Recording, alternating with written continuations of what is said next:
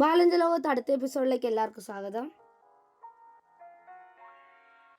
ഞാൻ ബേസിലെത്തിയായിരുന്നു ഇന്നലെ ആ ഒരു ലെറ്റർ എടുത്തിട്ട്.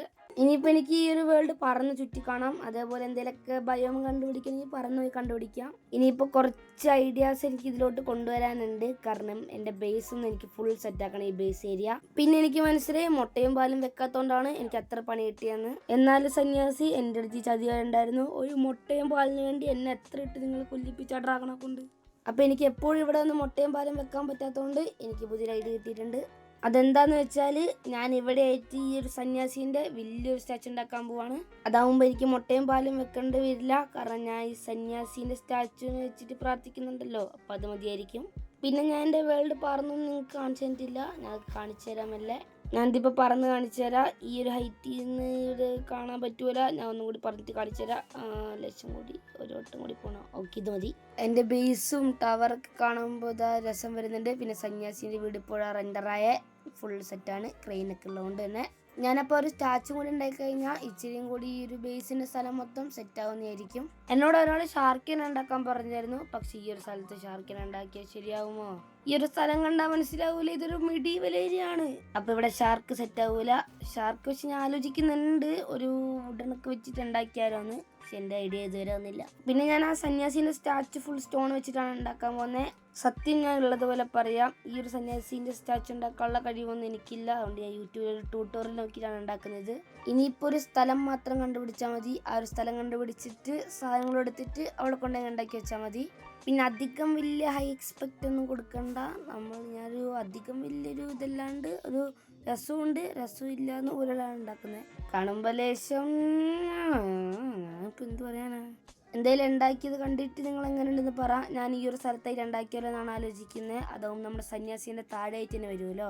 പിന്നെ എൻ്റെ ബേസിൻ്റെ ഒക്കെ ബാക്കിലായിട്ട് ഇങ്ങനെ ആ ഒരു ഇടയിൽ കൂടെ നോക്കുമ്പോൾ ഇവിടെ ഒരു സ്റ്റാച്ചു ഇങ്ങനെ ഇരിക്കുന്നു. അത് സെറ്റായിരിക്കും, അടിപൊളി. ഇതാ ഈ ഒരു ഇടയിൽ ഇങ്ങനെ ഒരു സ്റ്റാച്ചു ഇരിക്കുന്നു. ഇനിയിപ്പോൾ ഞാനിത് ഉണ്ടാക്കാനുള്ള റിസോഴ്സസ് ഒക്കെ ഒന്ന് കളക്ട് ചെയ്താൽ മതി. ഞാനൊന്ന് ഓടിപ്പോയിട്ട് കളക്ട് ചെയ്തിട്ട് വരാം. വലിയ സംഭവങ്ങളൊന്നും ഇല്ല, കുറച്ച് സ്റ്റോണൊക്കെ പെറുക്കിയെടുക്കുന്നത് തന്നെ. ഇതിനകത്തിരിക്കുന്ന മൊത്തം കല്ലുകളെല്ലാം എനിക്ക് ഒരു ബിൽഡിന് വേണ്ടിയാണ്. ഇതിനകത്ത് ഞാൻ വെറുതെ എടുത്ത കുറേ സ്റ്റോണൊക്കെ ഉണ്ട്. എന്തിനാ അറിയില്ല, എന്തിനൊക്കെ ചെയ്ത് നോക്കാം. ഇതേ ഞാൻ ഈ ഒരു ഏരിയ കുറച്ച് ക്ലിയറും കൂടി ചെയ്തിട്ടുണ്ടായിരുന്നു. ആ ഒരു സ്റ്റോൺ ആവശ്യം വന്നപ്പോൾ എന്തായാലും സ്റ്റോണും വേണം, ഈ സ്ഥലം ക്ലിയറും ചെയ്യണം. അതുകൊണ്ട് ഞാൻ രണ്ടും ഒരുമിച്ചങ്ങ് ചെയ്തു. ഇതിനാണ് പറയുന്നത് ഒറ്റ വെടിക്ക് രണ്ട് പക്ഷി.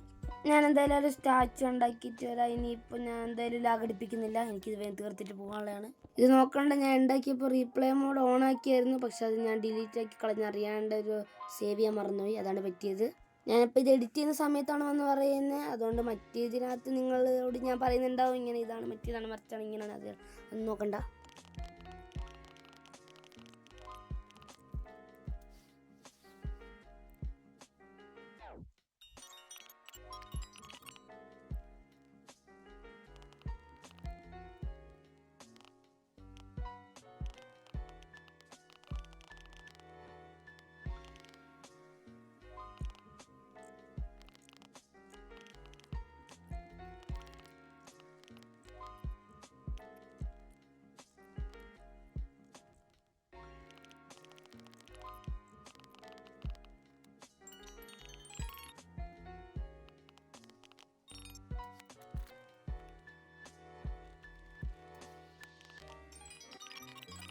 ഞാൻ അങ്ങനെ അത് ഉണ്ടാക്കി കഴിഞ്ഞിട്ടുണ്ട്. നല്ല രസമുണ്ട്. ഞാൻ വിചാരിച്ചതിനേക്കാളും എനിക്ക് ഇഷ്ടപ്പെട്ടിട്ടുണ്ട് ഇതിവിടെ. നിങ്ങൾക്ക് ഇഷ്ടപ്പെട്ടിട്ടുണ്ടെങ്കിൽ കമൻറ്റ് ഇട് ഇതെങ്ങനെ ഉണ്ടെന്ന്. പിന്നെ ഈ ഒരു സന്യാസി നിങ്ങൾ നോക്കണ്ട, ഇങ്ങനെയായിരുന്നു പണ്ട് പുരാണത്തിൽ ഈ സന്യാസിയുടെ മുഖം ഉണ്ടായിരുന്നത്. ഇവന്മാർ സമ്മതിക്കില്ല എന്നെ. ഇവന്മാരെ പറന്നൊന്നടിക്കേണ്ടി വരും തോന്നുന്നു.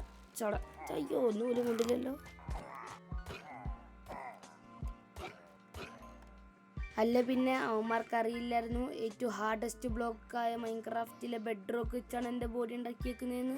ഇനി അവന്മാർ എത്ര വേണമെങ്കിലും വരട്ടെ, എല്ലാത്തിനും അടിച്ച് പൊളിച്ചോളി. അതിനിടയ്ക്ക് ഇതൊന്നും ഇവിടെ ഇതൊന്ന് പൊട്ടിച്ചളഞ്ഞേക്കാം. ഇനിയിപ്പോൾ അതിനകത്തിരിക്കുന്ന അയാൾക്ക് കൊണ്ട് മുട്ടയും പാലും കൊടുത്ത് നമ്മൾ ദക്ഷിണ കൊടുത്ത് വെറുതെ നമ്മൾ സമയം കളയണ്ട. പകരം ഇവിടെ ഒന്ന് സന്യാസിൻ്റെ മന്ത്രം പറഞ്ഞാൽ മതി. അത് പണ്ടത്തെ ആ പുരാണത്തിലുണ്ട്, അത് ഞാൻ നോക്കി നാളെ പറഞ്ഞുതരാം. പിന്നെ നിങ്ങൾക്കുള്ള ഐഡിയാസ് ഒക്കെ എന്നോട് പറഞ്ഞാൽ ഞാൻ അത് നല്ലതാണെങ്കിൽ ഞാൻ എടുക്കും. പിന്നെ എനിക്ക് ഉണ്ടാക്കാൻ പറ്റുന്നതും കൂടിയാണെങ്കിലേ എടുക്കുള്ളൂ, അത് വേറെ കാര്യം. എനിക്ക് അധികം സമയമൊന്നുമില്ല. ഈ ഒരു ബിൽഡ് തന്നെ ഞാൻ രണ്ടാമത്തെ ദിവസം ഇരുന്നിട്ടാണ് ഇപ്പോൾ കംപ്ലീറ്റ് ആക്കിയത് തന്നെ ഈ ഒരു ബിൽഡ്. ഈ ഒരു വേൾഡിൽ ഞാൻ എന്തായാലും വലിയ പ്രൊജക്ട്സ് ഒക്കെ ചെയ്യും. ആദ്യം ഈ ഒരു ഫുൾ എൻ്റെ ഒരു ഏരിയ ഫുൾ ബിൽഡിങ്സിൽ കൊണ്ടുവരണം. അത് സെറ്റ് ആയതിനു ശേഷം അടുത്ത പണിക്കൊക്കെ പോകുള്ളൂ. ഞാൻ എലേറ്റർ വെച്ച് അവിടെ നിന്ന് പറന്ന് നോക്കിയൊക്കെ എങ്ങനെയുണ്ട് ഇങ്ങോട്ട് കാണാനെന്ന് പറന്ന് നോക്കുമ്പോൾ കുഴപ്പമില്ലാത്ത ഫീലൊക്കെ കിട്ടുന്നുണ്ട്. പിന്നെ ഒരു ബേസിനെക്കാട്ടിലും വലുതായതുകൊണ്ട് ഇച്ചിരി കൂടി നിങ്ങൾക്ക് കാണിച്ചു തരാം. ഇച്ചിരി കൂടി പറഞ്ഞിട്ട് ഇതാ കണ്ട ഇത് റെൻഡർ ആവുന്നില്ലല്ലോ. പിന്നെ ടവറിൻ്റെ താഴെ ആക്കിയ പോലെ ഗ്രാസ് ബ്ലോക്ക് ഞാൻ ഇവിടെ എല്ലായിടത്തും കൊണ്ടുവരും ഈ ബിൽഡൊക്കെ വെക്കുന്നത്. പക്ഷെ അതൊക്കെ ഞാൻ ലാസ്റ്റ് ചെയ്യുള്ളൂ എല്ലാ ബിൽഡൊക്കെ ആയതിനു ശേഷം. പിന്നെന്താ പിന്നെ വേറെ ഒന്നും പറയാനില്ല. അപ്പം ഇന്നത്തെ എന്തായാലും ഇത്രേ ഉള്ളൂ. ഇനിയിപ്പോൾ അടുത്ത ഇതിലൊരു നല്ല ബിൽഡായിട്ട് നാളെ വരാം.